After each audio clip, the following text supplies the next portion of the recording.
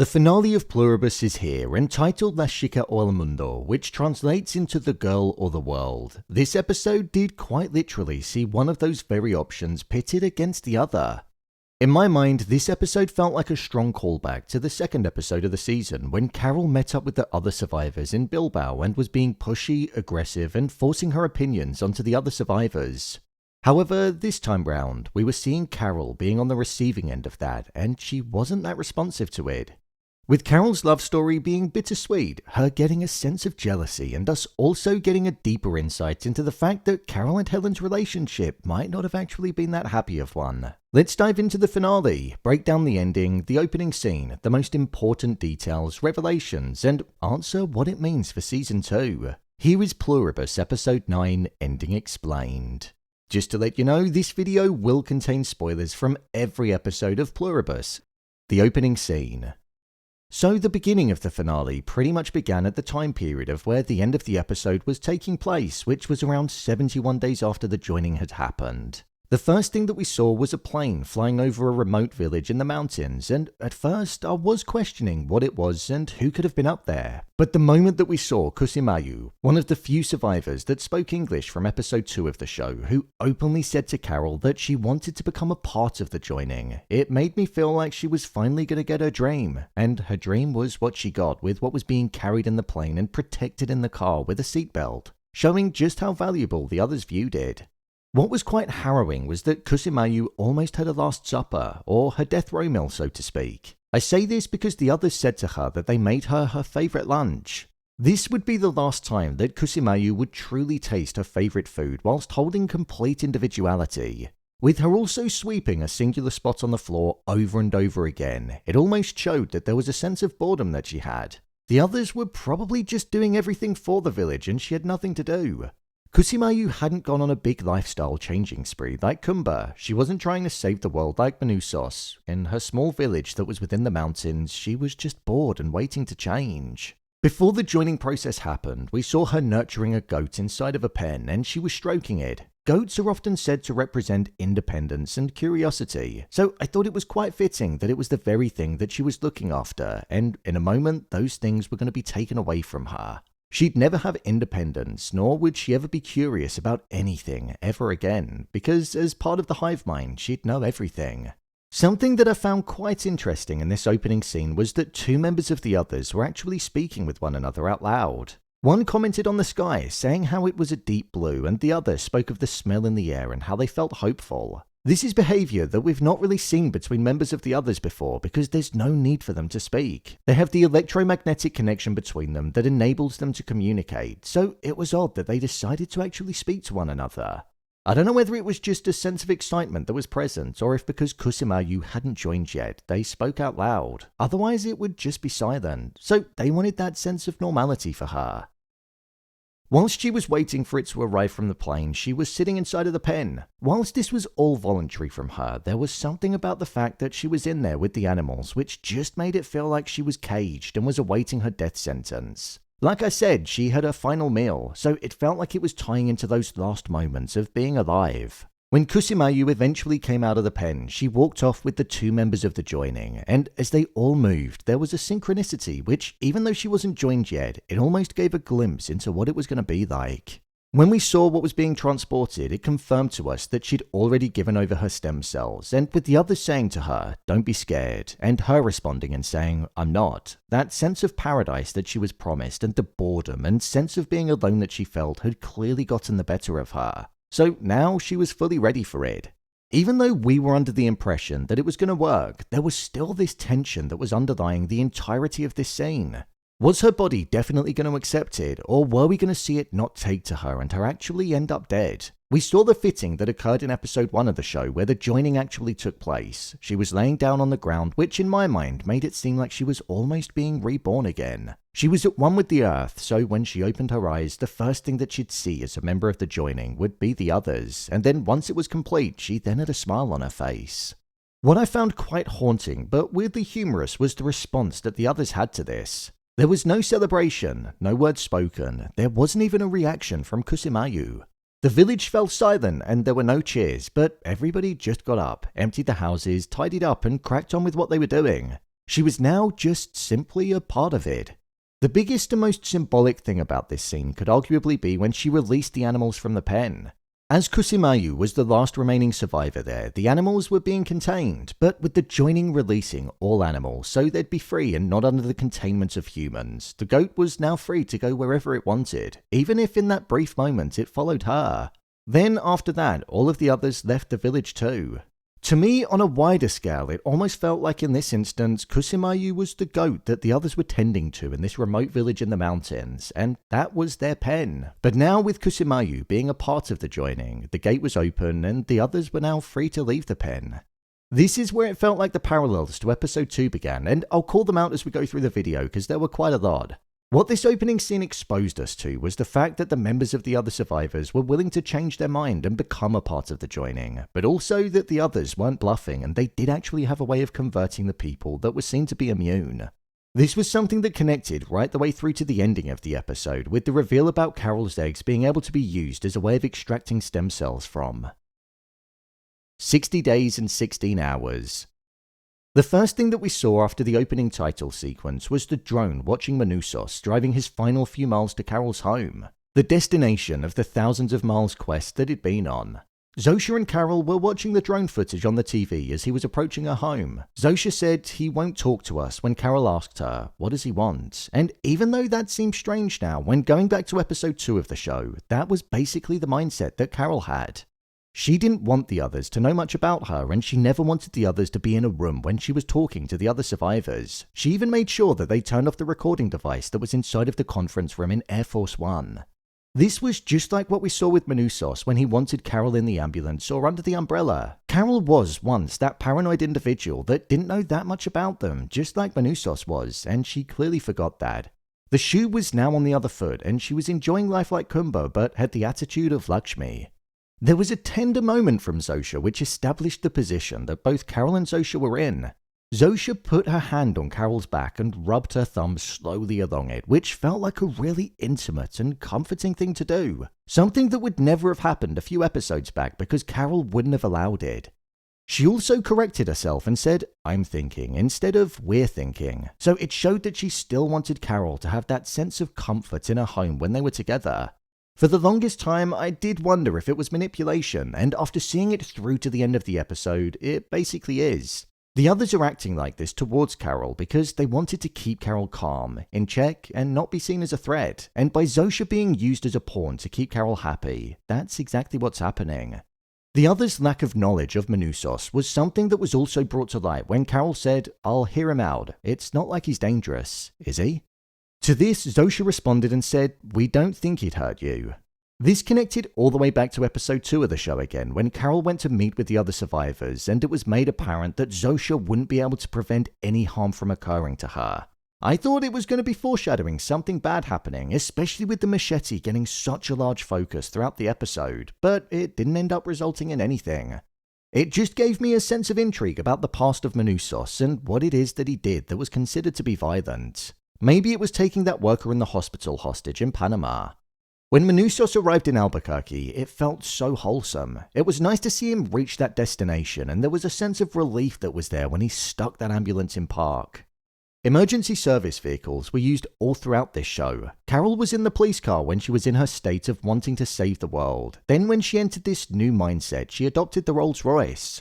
Manousos was in an ambulance as he was looking to save the world, and then right at the end of the episode, Carol turned up in a helicopter that was a part of the fire brigade service, cementing her return back to the side that she was originally on in wanting to save the world. So when they're in the mindset of wanting to save the world, the fact that they're in emergency service vehicles almost ties into the fact that they're there trying to help. When Manousos rocked up to Carol's, when he saw the Rolls Royce on the driveway, there was this look on his face that had a bit of confusion around it.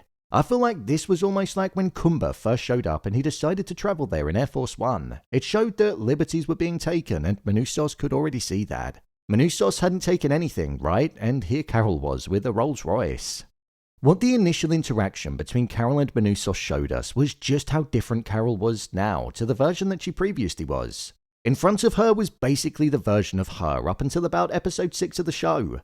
The individual that was hungry to get the world back to the way that it was aggressive, pushy, and judgmental of those that didn't want what she did. But now she's almost morphed into Kumba. She got comfortable in the life that was in front of her.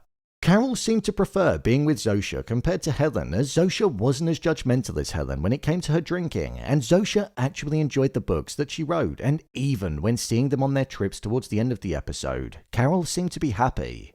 When you compare that to the ice hotel that Helen and Carol stayed at in Norway, Carol's whole demeanor was completely different, so Carol no longer gave off the impression that she wanted her life to return back to the way that it was. This is why there was a lot of friction between both Carol and Manousos.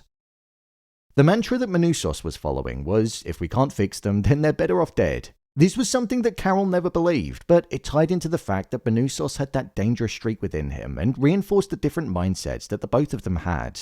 The disagreements that they were having around whether to speak in the ambulance or inside of the house, to use the phone or to not use the phone for translation, the snapping of the fingers, and even the staying in the neighbor's house. This wasn't the smooth meeting and interaction that we expected, and it showed that even though their core beliefs of the others and the decision around whether or not they should look for a way to return the world to normal, everything else between them seemed to put them on other sides of the fence too. Something which was shown with this shot of the umbrella providing a thick border between the both of them. This was something that in my mind perfectly summed up the individuality aspect of the show, and the fact that even though two people could originally once want the same thing, it doesn't mean that they're gonna be the same and just get on. Individuality is beautiful because they're both two completely different people. I also thought it was quite interesting during this part of the episode when Manousos asked Carol why they came back to her when she told him on the video that they'd abandoned her. When he asked why they came back, she said, I don't know. This was such a small moment, but it stood out to me because it connected back to the whole thing about the others not being able to lie. And here Carol was, a human with the ability to lie, quite literally doing it. Was there a sense of shame there? Was it because she didn't want him to instantly view her as an enemy? Or did she feel dirty because she was now basically doing a combo and sleeping with the enemy? When Manousos was looking through Carol's home for a recording device, he found a sensor that was inside of her booze cupboard. This was done when Helen and Carol were thinking of having a baby back in 2011, and Helen was secretly spying on how much Carol was drinking. This showed that there were issues within their relationship that weren't actually really ever addressed. When Carol went to hang up the phone to Zosia, there was a line of dialogue that Carol said, which was, "I'll call you later." To me, this felt like such a personal thing to say. It's what you say to a partner or a friend, and here we were seeing Carol speaking with Zosia like that. It's as if she's forgotten that Zosia is actually the enemy and the others. She's been lured into this false sense of love and she's being blinded by it. When Carol returned to her home after leaving Manousos inside of the neighbor's house, the song "Thank You for Being a Friend" was playing on the TV as there was a shot of Carol lying there asleep after having a bottle of whiskey. I think this was just a bit of a funny dig at the fact that Carol loves a drink and she turns to it a lot in her time of need, so it quite literally is like a friend to her. Her only friend in the world that she's now basically alone in. It was here where she realized that Zosia was at the house that Manousos was in and she ran over. This showed an instant level of protection that she had for her and that her feelings had definitely changed. The fact that she was putting chairs up against the doors was also interesting too because it showed how much she feared Manousos in that moment. She hadn't actually done anything like that since episode 1 of the show when the joining happened, so it showed that she was almost viewing Manousos as a threat when she was the person that originally called him to her. When Zosia was back at the house, that was where the penny started to drop for Carol. Zosia revealed that she had to answer him no matter what he asked and that it's not in them to lie. Carol responded and said, "Yeah, to me, but to him?" This showed that Carol had truly got lost in her mind, and because she'd developed an intimate and personal connection with the vessel that the others were interacting with Carol in, it caused her to forget that she wasn't the only person that they loved. Her isolation had led her to believe that because she hadn't really seen Zosia interact with anybody else. When Zosia said, "We love him the same as you," and Carol responded and said, "He's a stranger, you barely know him," it highlighted how what Carol had with Zosia was actually meaningless. Carol was perplexed at the fact that Zosia, somebody that she thought she had a special connection with, felt the exact same towards somebody that Zosia had never met before. It tied into what Manousos said earlier on to her when he mentioned how it was odd behavior that the others valued human life on the same level as an ant, but Carol chose not to give that one the time of day. However, the disappointment in her face couldn't be missed with this one. Zosia lied down because she knew that something bad was going to happen, and this was because Manousos called for another form of the others to be brought to him, Rick.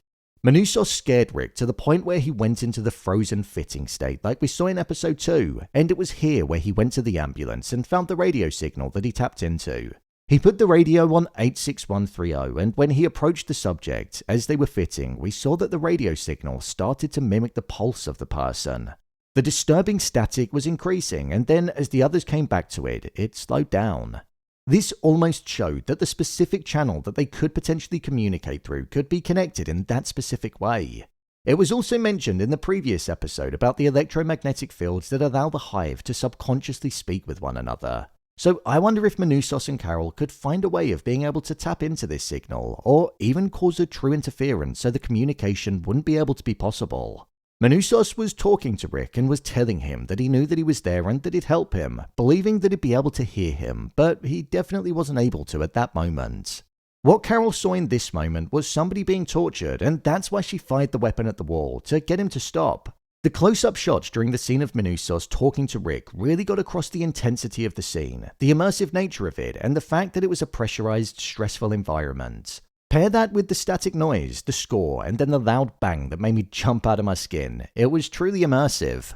Even the fact that it was connecting back to the radio signal, which is something we've been intrigued about since we first met Manousos, it just made the importance of the scene even stronger. Once Carol returned back to her home, Zosia awoke and Lakshmi was on the phone. I like the way that the show made out like it could be Manousos on the phone, but it was actually Lakshmi being annoyed with her and making the others glitch out again, even though it wasn't Carol this time round. Due to there being a threat in the town, like when Carol caused the others to flee before, they had to do the same again, and this is what led Carol to ultimately go with Zosia instead of sticking with Manousos and saving the world. Instead, she went after the girl. This is where the title of the episode came from. Manousos put that question towards her, La Chica o el Mundo. Carol ultimately picked the girl and went and found Zosia. What I thought was interesting about the different scenes with Carol and Zosia is the way that they went on all of these different trips, and Carol looked far happier there than she did on the retreat with Helen. I even feel like the fact that we saw Carol stopping and opening the door for Zosia, which feels like a normal thing to do, but in this instance it felt quite monumental. With Carol and Helen, I don't feel like we ever really saw Carol do that. With Helen, she was the one that was doing things for Carol. She was driving, she was arranging the books, she was her manager, and she was opening the door. So in my mind, I think the feelings that Carol had for Zosia were actually quite strong, and there was a sense of happiness that she maybe hadn't experienced before. Carol was reading a book whilst on the trip called The Left Hand of Darkness, which is about a human that was sent to a different planet to persuade its people to join an intergalactic coalition. I don't think there's much to take away from the fact that she was reading it, but it's relatively similar to the plot of what's actually happening in this show, Pluribus. This sense of happiness that she had was brought up in conversation with Zosia, and Zosia mentioned how it was something that could only get better for her, to which Carol was disappointed that she still wanted her to become a part of the joining. After all of this time, like many other times in the episode, Carol was lured into believing that Zosia truly cared about her in the way that she felt about her, but she didn't. All Zosia and the others cared about was the biological imperative that the joining gives them, which is to spread. With that, it was revealed that they'd found a way to actually extract Carol's stem cells without needing to hurt her. They could extract them from her eggs that she froze, which meant that Carol now had a maximum of a 3-month period until the procedure would be successful, and they'd find a way of recruiting her to be part of the joining. This was when the penny finally dropped for Carol. She said, "If you loved me, you wouldn't do this." And Zosia responded and said, "You have to do this because we love you, because I love you." The fact that she used the word I instead of we felt like she was tapping into that manipulation mode that she had, where she was essentially trying to make Carol feel comfortable and like she was speaking with a singular person. Zosia said how the feeling of happiness that Carol had would only get better, but here it now was, about to get a whole lot worse for her, so she couldn't have been more wrong. The fact that all of this took place in a beautiful location, but somewhere that was extremely remote, it felt like something sinister was always going to happen. I also thought about the fact that when the penny dropped for Carol, she went center frame. It was like she was all of a sudden grounded and she knew what she needed to do. She was back in reality and she had to return back home with the hopes of saving the world, because the reality that she was living in just wasn't real. The very person that she fell in love with wanted to infect her with the joining, so it was all just one big lie. It took her time to realize, but realize is what she did. That was why when she landed back outside of her home, there was an atomic bomb that she got placed there. This connected all the way back to when they brought her a grenade and they said that they'd give her quite literally anything that she wanted, even an atomic bomb. What this container serves as for Carol is a reminder to not get lured into their trap of distracting her anymore, and that they're just as ridiculous as what they seem. They're willing to give her something like that and put the power of mass devastation in the palm of her hands, so it being on her driveway is just a reminder to not get lured in again, because the reality of the situation is it's all just ridiculous. 74 days, 18 hours and 30 minutes. Prior to Carol arriving home, we saw that Manousos had stayed in Albuquerque because there were no others there and he planned on finding out as much information about them as possible. This was where he was making note of electromagnetic fields, current antinodes and loops, and looking to find out what it all could mean. A current antinode is a point of maximum amplitude in a standing wave of electrical current along a transmission line or an antenna. It's said that current antinodes can be interfered with by introducing another wave of the same frequency.